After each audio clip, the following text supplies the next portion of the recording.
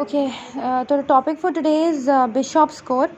तो Bishop score में we should know कि इसको परफॉर्म क्यों किया जाता है। तो मेडिकल प्रोफेशनल्स इसको परफॉर्म करते हैं टू नो कि how likely a person is to go in to labour soon, and whether और नॉट इंडक्शन इंड्यूस करनी चाहिए, and how likely it is that an induction will result in a vaginal birth. ठीक है, तो these are the basically reasons कि हम Bishop score perform क्यों करते हैं ये।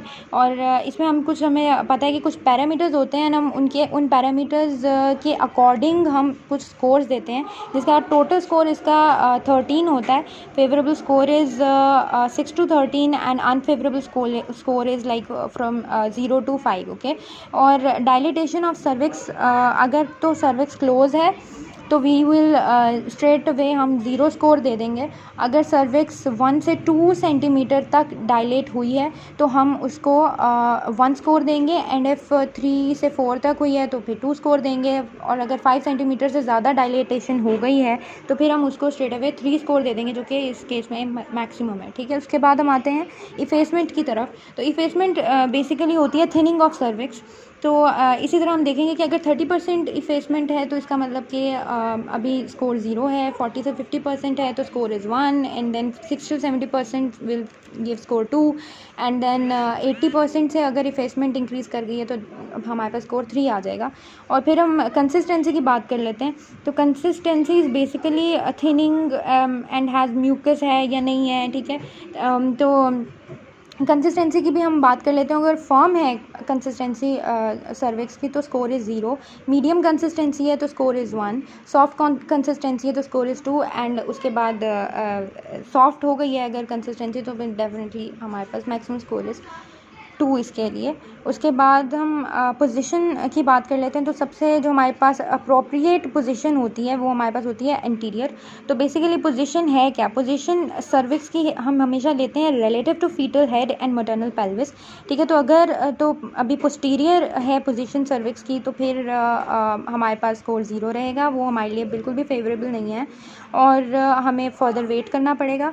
ठीक है, उसके बाद अगर हमारे पास मिड पोजीशन है सर्विक्स की तो स्कोर 1, एंड देन अगर इंटीरियर है तो स्कोर 2 है, और वो हमारे लिए favourable, the most favourable condition वही है हमारे पास। ठीक है, उसके बाद हेड की स्टेशन की बात कर लेते हैं। तो हेड स्टेशन बेसिकली क्या है कि जैसे जैसे हेड नीचे आता रहता है तो उसका स्टेशन का स्कोर उसी तरह बढ़ता चला जाता है। तो अगर हेड बहुत पीछे पड़ा हुआ है, ठीक है, तो हम कहेंगे कि स्कोर 0 है। दैट इज़ अगर हेड का स्टेशन -3 पे है तो स्कोर 0 होगा, -2 पे है तो स्कोर 1 होगा, 2 पे है -1 या 0 पे है तो स्कोर 2 होगा, और इसी तरह से हमारा जो है इसका हम टोटल स्कोर बना लेंगे। ठीक है, तो अगर टोटल स्कोर देखा जाए तो वो 13 है इसका टोटल स्कोर। ठीक है, जिसमें से हमारे पास फेवरेबल स्कोर आ जाता है 6 to 13 and unfavourable score is 0 to 5।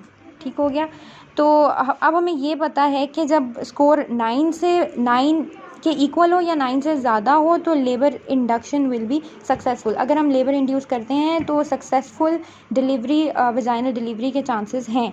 ठीक है, and it will be successful, ऐसा हम कंक्लूड कर सकते हैं। ठीक है, उसके बाद अगर स्कोर 4 से नीचे है तो या फिर 4 के इक्वल है तो इसका मतलब कि cervix requires ripening before induction. अभी हम इंडक्शन के लिए हमारी सर्विक्स इज़ नॉट रेडी। ठीक है, and will further have to wait, और हमें उसको पहले राइपनिंग अलाउ करने पड़ेगा। ठीक है, अच्छा जी, तो ये सारे जो पैरामीटर्स हैं इनको याद करने के लिए हमने एक वेरी वेल नोन न्यूमोनिक बनाई हुई है जिसको हम बोलते हैं कॉल पीड्स।